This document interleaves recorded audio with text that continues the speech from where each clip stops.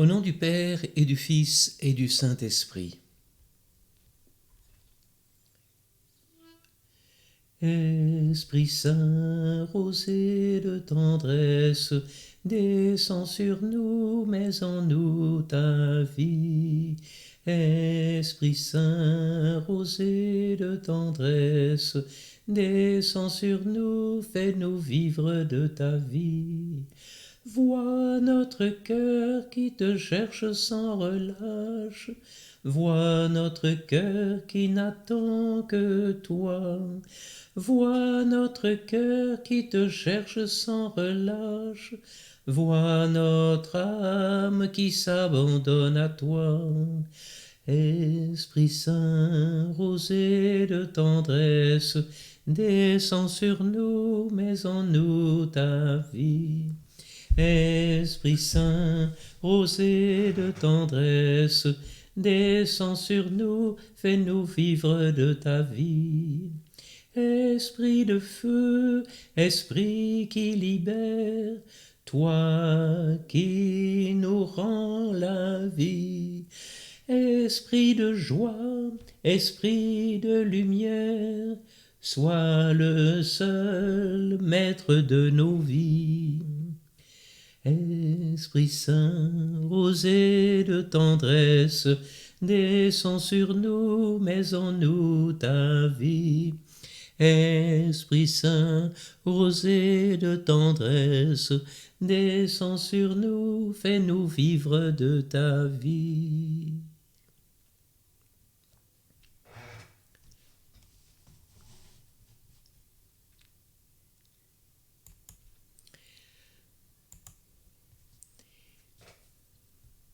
Le témoin que je vous propose en ce jour, c'est le Père Marie-Eugène de l'Enfant Jésus,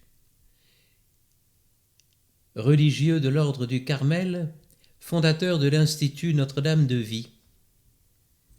Il est l'auteur de l'ouvrage de théologie spirituelle « Je veux voir Dieu ».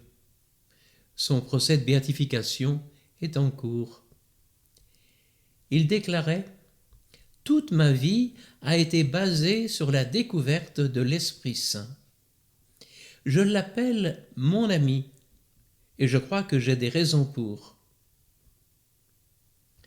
La veille de sa mort, il dira « Pour moi, je m'en vais vers l'étreinte de l'Esprit Saint. » Et dans son testament spirituel, il écrivait « Je veux demander pour vous l'Esprit Saint. » Voilà le testament que je vous laisse, la grâce que l'Esprit Saint descende sur vous, que vous puissiez tous dire le plus tôt possible que l'Esprit Saint est votre ami, que l'Esprit Saint est votre maître. C'est la prière que je vais continuer sur la terre tant que le bon Dieu me laissera ici, et que je continuerai certainement pour vous pendant l'éternité. Voici un extrait de son livre « Je veux voir Dieu ».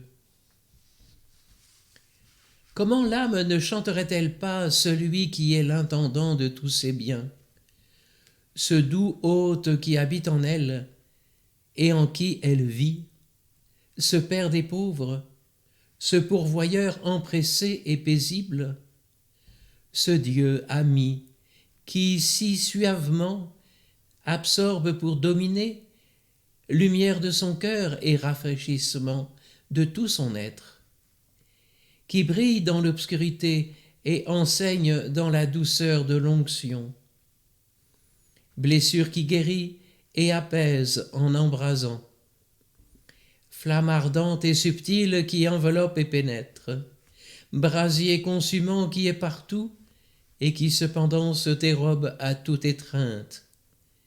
Car s'il est amour, il est aussi esprit. Esprit d'amour qui se donne, flamme amie qui consume, comme il est cher à l'âme. Et sa joie est de le sentir en soi, de se sentir en lui, et si profondément, si intimement, que désormais rien ne pourra les séparer. Qui nous séparera de l'amour du Christ? Rien ne pourra nous séparer de l'amour que Dieu a pour nous dans le Christ Jésus notre Seigneur. Cet esprit d'amour a tout donné à l'âme en cette union et s'est donné avec tous ses trésors. Il appartient à l'âme comme l'âme lui appartient. Fin de citation d'un passage du livre du Père Marie-Eugène de l'Enfant Jésus, « Je veux voir Dieu ».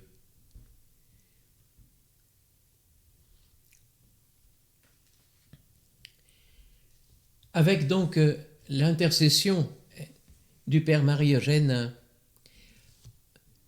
voici que nous commençons ce nouvel enseignement intitulé « Baptiser, confirmer et raviver ». Au nom du Père et du Fils et du Saint-Esprit.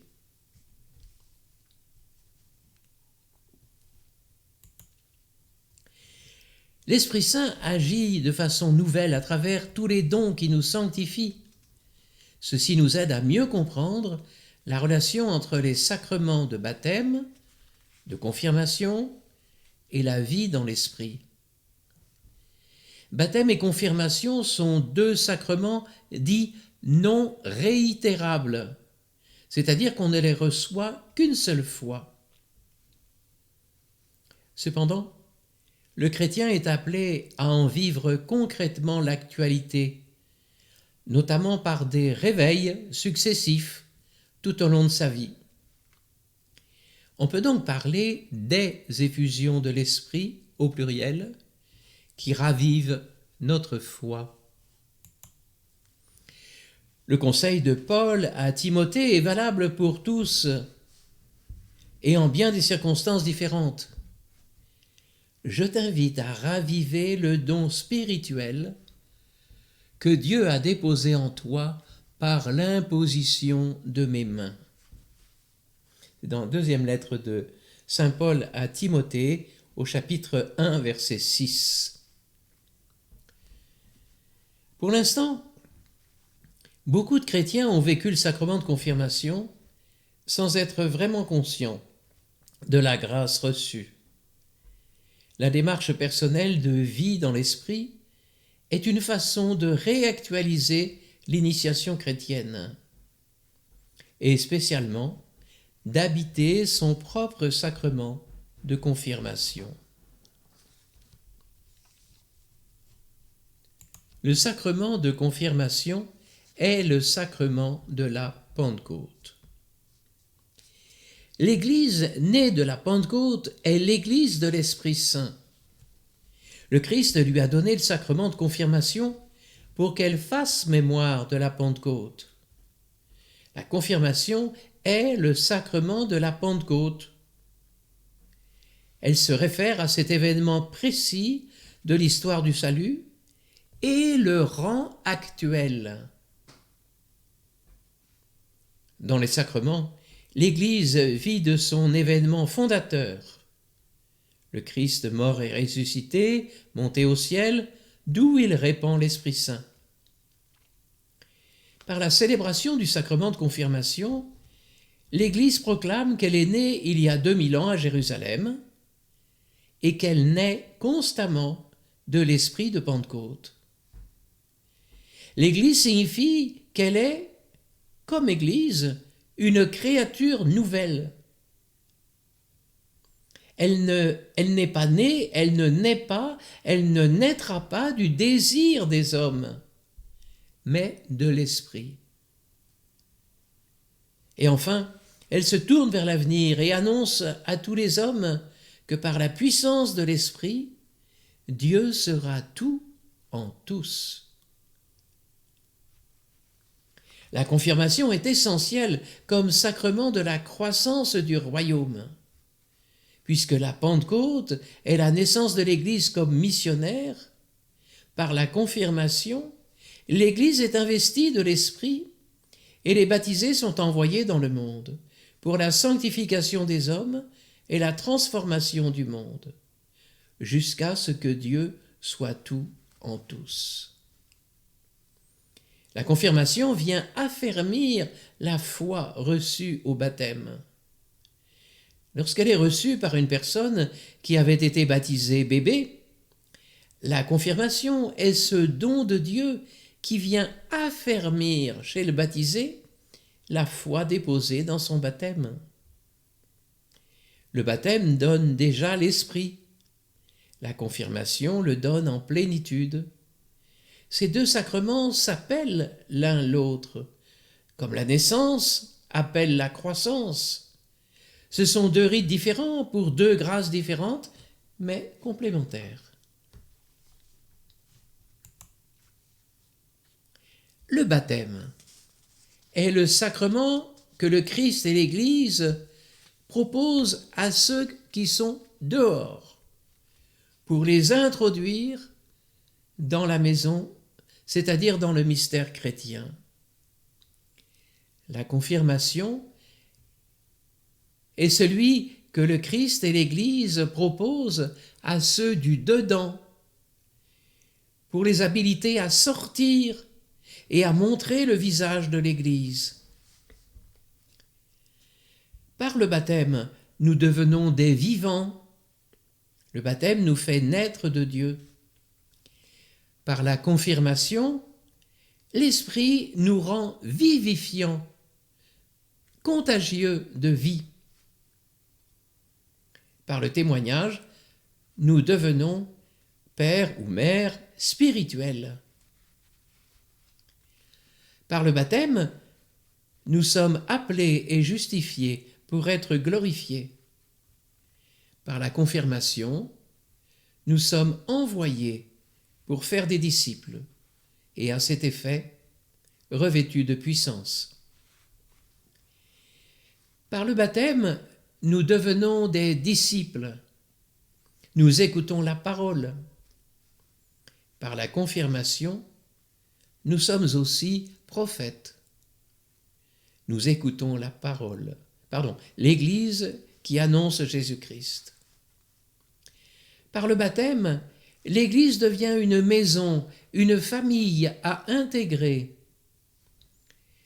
Par la confirmation, l'Église devient une tâche à accomplir, une communauté à construire. L'Esprit confirme ainsi notre baptême. Dans le rite romain, l'évêque étend les mains sur l'ensemble des confirmants, geste qui, depuis le temps des apôtres, est le signe du don de l'Esprit. Et voici la prière qu'invoque l'évêque.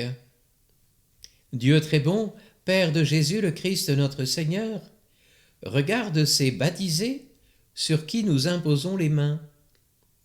Par le baptême, tu les as libérés du péché, tu les as fait renaître de l'eau et de l'Esprit. Comme tu l'as promis, répands maintenant sur eux ton Esprit Saint. Donne-leur en plénitude l'Esprit qui reposait sur ton Fils Jésus.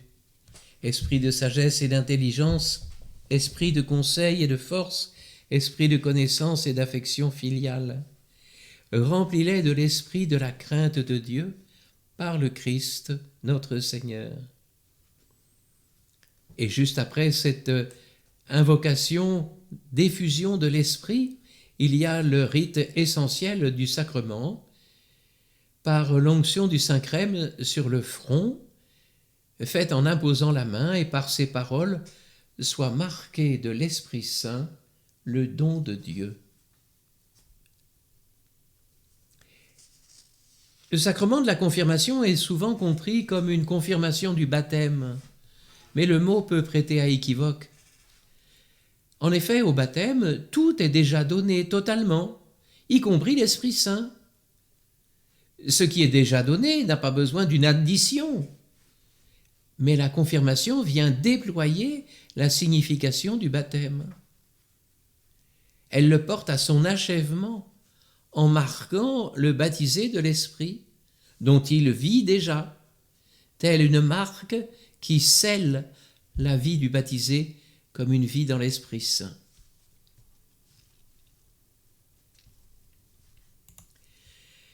Alors, quels sont les effets de la confirmation? Cette effusion plénière de l'Esprit Saint, comme elle fut accordée jadis aux apôtres le jour de la Pentecôte, elle nous enracine plus profondément dans la filiation divine qui nous faisait dire « Abba, Père ». Elle nous unit plus fermement au Christ. Elle augmente en nous les dons de l'Esprit Saint. Nous y reviendrons dans un enseignement ultérieur. Elle rend notre lien avec l'Église plus parfait.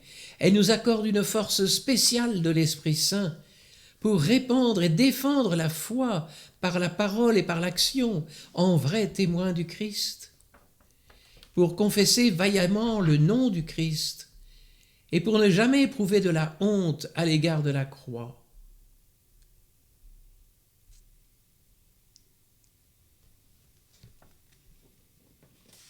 Le baptême est centré sur le Christ. Il nous fait prendre le chemin parcouru par le Christ jusque dans le mystère de sa mort et de sa résurrection par notre plongée. La confirmation est centrée sur l'Esprit Saint. Elle nous pousse à prendre les chemins de l'Esprit, car nous devons vivre au jour le jour notre vie baptismale, comme l'œuvre de l'Esprit s'accomplissant sans cesse en nous. Alors nous en arrivons à une proposition. Faire dire une messe d'action de grâce le jour anniversaire de notre baptême et le jour anniversaire de notre confirmation.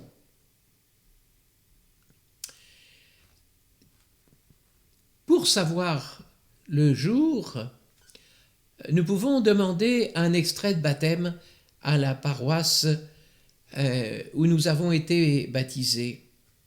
Normalement, en mention marginale, c'est-à-dire dans une colonne sur la gauche, il y a la date de la confirmation. Si jamais cette démarche n'était pas possible, comme on sait quand même approximativement l'année où on a été confirmé, à ce moment-là, je vous propose de fixer d'une manière providentielle la date de cette confirmation, le jour de la Pentecôte de cette année-là. Et puis, cette démarche de réactualiser, de faire mémoire de notre baptême et de notre confirmation, va aussi peut-être nous faire prendre conscience que ce sacrement de confirmation est important. Peut-être ne l'avons-nous pas reçu, auquel cas, il faudra s'y préparer. Il y a dans tous les diocèses un service dit du catéchuménat qui prépare tantôt au baptême, tantôt à la confirmation, quel que soit notre âge. Alors, pourquoi demander à raviver l'esprit si on a reçu l'Esprit Saint en plénitude au baptême et à la confirmation? Souvent, nous sommes des chrétiens un peu tièdes, endormis. Nous sommes un peu comme ces braises, encore chaudes, peut-être déjà un peu tièdes. Et il va falloir demander à l'Esprit Saint de souffler sur nos braises, de nous réchauffer, de nous illuminer pour rayonner autour de nous, pour réchauffer autour de nous.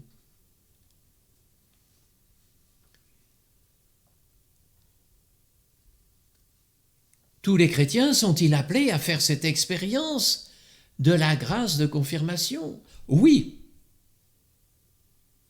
parce que c'est toute l'Église qui vit de Pentecôte. C'est toute l'Église qui est charismatique. Nous aurons l'occasion de revenir sur les charismes dans un enseignement ultérieur. Mais il nous faut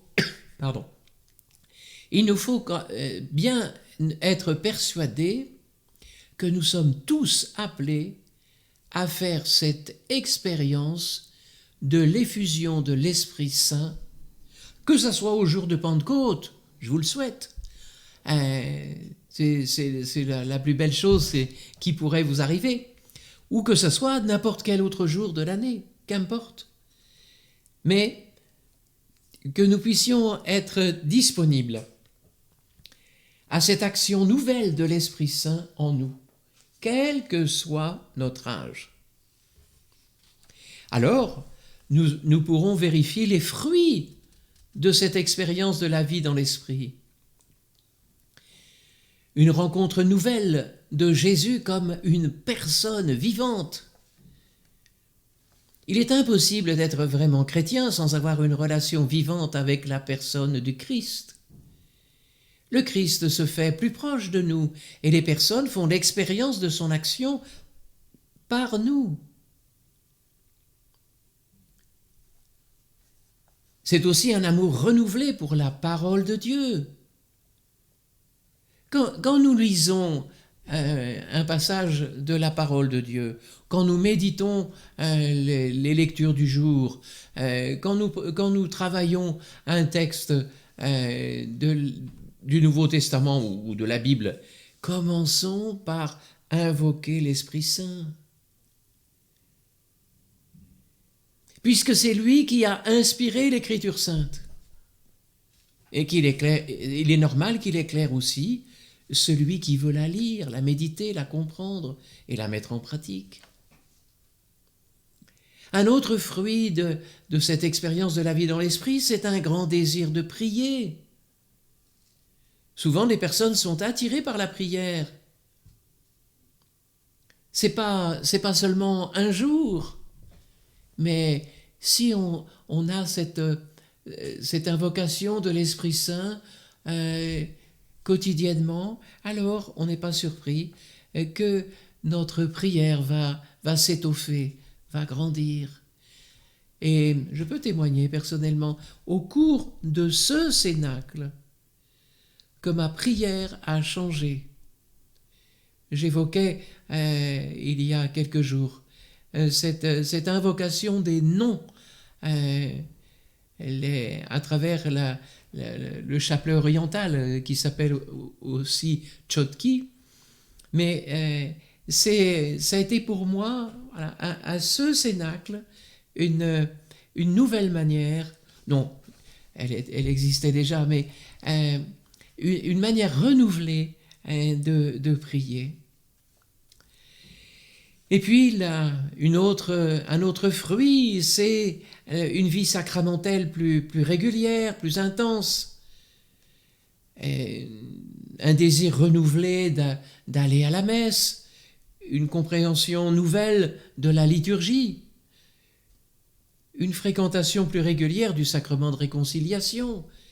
L'Église recommande en particulier la pratique de ce sacrement une fois toutes les 5-6 semaines. Un amour des frères. Ah, c'est vrai, les frères sont ceci, les frères sont cela, mais parce qu'on n'a pas encore découvert la vie dans l'esprit. Si nous accueillons cette vie dans l'esprit, alors nous allons nous ouvrir à cet amour agapé qui nous fait aimer jusqu'à nos ennemis.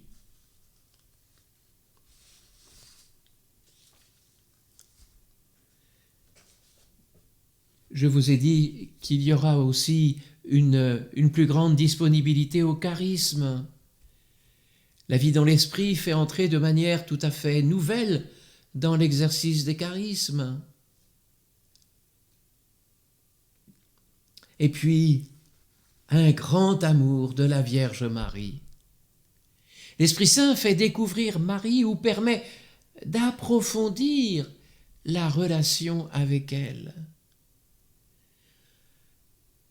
Ce n'est pas étonnant, car Marie est celle que l'Esprit a pris sous son ombre pour qu'elle conçoive Jésus.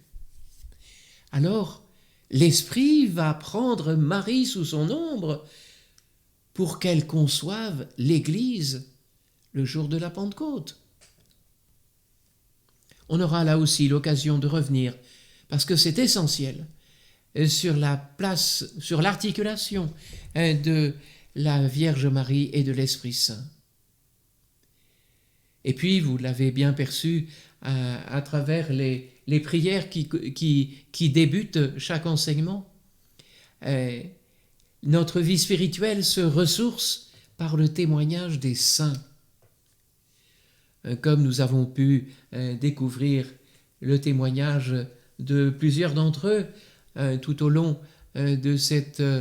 des premiers pas de chaque enseignement, eh bien, nous allons continuer à apercevoir combien les saints vivent dans l'Esprit Saint. Et nous pouvons accueillir un saint parmi d'autres, peut-être le saint que nous avons reçu le jour de la Toussaint, ou peut-être le saint dont nous portons le prénom, et faire une petite recherche. Comment a-t-elle vécu de l'Esprit Saint? Voilà. Alors, puissions-nous raviver notre baptême, notre confirmation. Et merci d'avoir été indulgent, parce que la réalisation de cet enseignement a été un peu particulière, et je pense qu'on reprendra la manière habituelle dans les prochains enseignements. Merci de votre indulgence, et que l'Esprit souffle encore et toujours sur chacun de vous, en compagnie de Marie, en compagnie du Père Marie-Eugène, de l'Enfant Jésus, en compagnie de tous les saints. Amen.